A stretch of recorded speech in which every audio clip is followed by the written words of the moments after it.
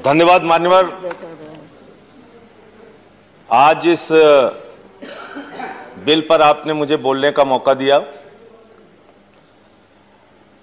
अभी मैं सत्ता पक्ष के लोगों को सुन रहा था।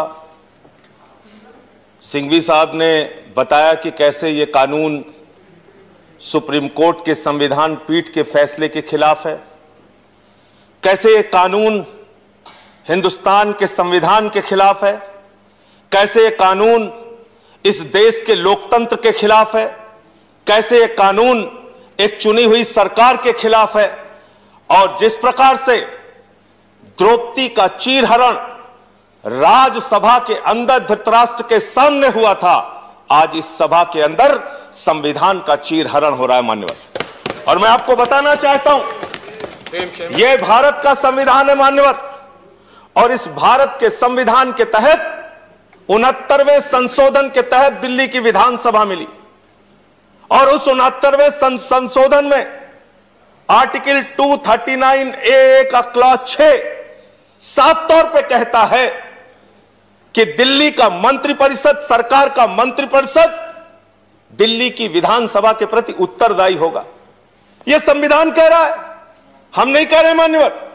यह देश का संविधान, भारत का संविधान, बाबा साहब का संविधान कह रहा है मान्यवर।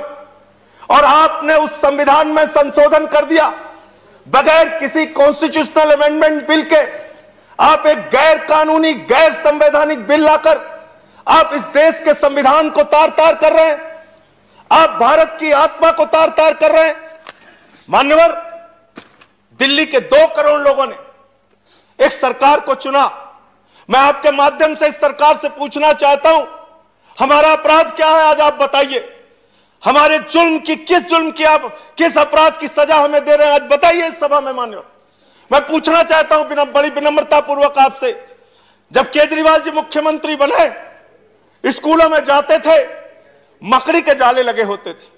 आज उन स्कूलों के अंदर एयर कंडीशन कमरे दिल्ली के बच्चों के लिए बनाया। क्या यह हमारा अपराध है मान्यवर? दिल्ली में मोहल्ला क्लिनिक बनाया जहां पर 200 तरह की जांच फ्री होती है, अल्ट्रासाउंड फ्री होता है, लोगों का इलाज फ्री होता है। क्या यह हमारा अपराध है मान्यवर? केजरीवाल सरकार ने महिलाओं के लिए बस की यात्रा फ्री की, बुजुर्गों की पेंशन 2 गुना की, विधवाओं की पेंशन 2 गुना की, दिव्यांगों की पेंशन 2 गुना की, गेस्ट टीचर की तनख्वाह 2 गुना की। क्या यह हमारा अपराध है मान्यवर? हमारा अपराध क्या है? हिंदुस्तान की पहली सरकार जिसने 200 यूनिट बिजली फ्री देने का काम किया, वो सरकार है केजरीवाल सरकार। आज उस सरकार को आप इस अपराध की सजा दे रहे हैं कि हमने जनता के हित में काम किया। आज दिल्ली के सरकार की तारीफ संयुक्त राष्ट्र महासंघ के पूर्व महासचिव कोफी अन्नान जी ने की। दिल्ली के शिक्षा मॉडल की तारीफ, दिल्ली के मॉडल की तारीफ अमेरिका के न्यूयॉर्क टाइम्स में हुई मान्यवर। लोग पहले कहते थे अमेरिका से सीखो, अमेरिका से सीखो। आज अमेरिका वाला कह रहा है केजरीवाल से सीखो, दिल्ली सरकार से सीखो, आम आदमी पार्टी से सीखो। ऐसी सरकार, ये हंसी सर, ये हंसी याद रखिएगा सर, ऐसे हंसते जब अत्याचार होता है, अन्याय होता है, तो रावण हंसता है। No comments. ये रावण की हंसी है, याद रखिएगा मान्यवर। इस सभा के अंदर अन्याय होता है, अत्याचार होता है, तो दुर्योधन हंसता है, कौरव हंसते हैं। अत्याचार और अन्याय होता है तो नादिर हंसता है, बाबर हंसता है, गद्दाफी हंसता है। यह हंसी याद रखिएगा मान्यवर। यह आज एक लोकतांत्रिक ढंग से चुनी हुई सरकार, जिसको 2 बार 67 सीट 62 सीट मिली, 90% से ज्यादा एक पार्टी को सीट मिलती है, आप उसकी सरकार को खत्म कर रहे हैं। और मैं बड़ी विनम्रता पूर्वक पूछना चाहता हूं, कम से कम रविशंकर प्रसाद जी यहां पर मौजूद हैं। पूरी की पूरी भारतीय जनता पार्टी दिल्ली के पूर्ण राज्य की वकालत 2098 के घोषणा पत्र में, 2003 के घोषणा पत्र में, 2008 के घोषणा पत्र में, 2013 के घोषणा पत्र में, 2015 के घोषणा पत्र में आपने हमेशा दिल्ली को पूर्ण राज्य बनाने की वकालत की। लेकिन क्योंकि 98 से लेकर आज तक 23 साल से आप चुनाव हार रहे हैं और दिल्ली में केजरीवाल से 2 बार आप चुनाव हार गए, इसके कारण से आप एक चुनी हुई सरकार को खत्म करना चाहते हैं, उस सरकार को समाप्त करना चाहते हैं। अभी हमारे भूपेंद्र यादव जी बड़े समझदार व्यक्ति हैं, कह रहे थे राष्ट्रपति सर्वोपरि बताया गया, राज्यपाल सर्वोपरि बताया गया, उपराज्यपाल सर्वोपरि क्यों नहीं बताया जाएगा? तो आज इस सदन में तय कीजिए कि मोदी सरकार मतलब कुछ नहीं, प्रधानमंत्री मतलब कुछ नहीं, गृह मंत्री मतलब कुछ नहीं, जो कुछ होंगे देश के महामहिम राष्ट्रपति होंगे। तय कीजिए इस सरकार के इस सदन के अंदर माननीय बिल पास कीजिए बिल कि राष्ट्रपति देश को चलाएंगे। आज बताइए, दिल्ली में आप फ्री बिजली की योजना बंद करेंगे, लोग किसके पास जाएंगे? एलजी के पास कि मुख्यमंत्री के पास? लोगों ने वोट किसको दिया, दिल्ली की सरकार को कि एलजी को? आपने लिख दिया गवर्नमेंट मींस एलजी, सरकार मींस एलजी।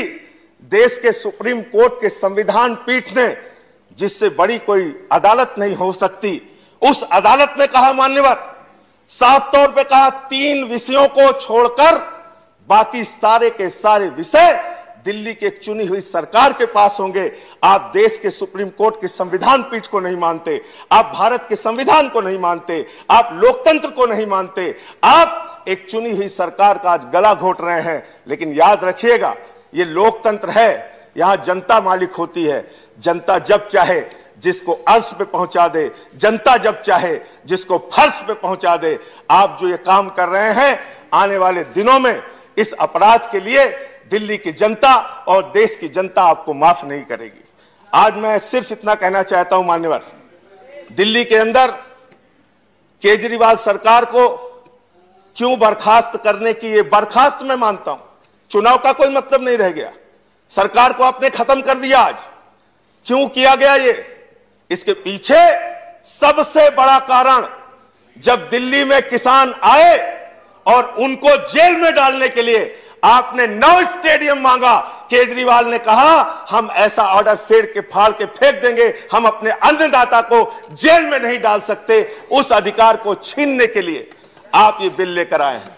200 यूनिट बिजली फ्री की योजना छीनने के लिए आप ये बिल लेके आए हैं। मान्यवर आज बोलने दीजिए हमें, ये लोग बहुत बोल चुके हैं, तो बिल सरकार ही खत्म कर, आपको मौका मिलता मान्यवर दिल्ली में फ्री बिजली की योजना को खत्म करने के लिए, फ्री शिक्षा की योजना को खत्म करने के लिए, फ्री पानी की योजना को खत्म करने के लिए, मोहल्ला क्लिनिक की योजना को खत्म करने के लिए, दिल्ली की जनता के अधिकारों को छीनने के लिए ये गैर संवैधानिक, गैर लोकतांत्रिक बिल लाया गया है और इसका हम विरोध करते हैं। ये बिल रद्द होना चाहिए, वापस होना चाहिए। ये संविधान और लोकतंत्र के विरुद्ध है। और अगर आपके अंदर जरा सी भी आज वोट, आप जरूर बहुमत के आधार पर फैसला कर सकते हैं, धन्यवाद संजय सिंह जी। लेकिन कभी कभी आत्मा की आवाज पे भी फैसला लेना चाहिए। इधर बैठे हो या उधर बैठे हो, आत्मा की आवाज पर अगर पूछोगे, यहाँ बैठे हुए सारे लोग, धन्यवाद, एक भी मान्यवर सदस्य समाप्त कीजिए, अगर इनका लाई डिटेक्टर टेस्ट कराओगे ना तो ये बोलेंगे दिल से कि ये गलत है, धन्यवाद संजय सिंह जी,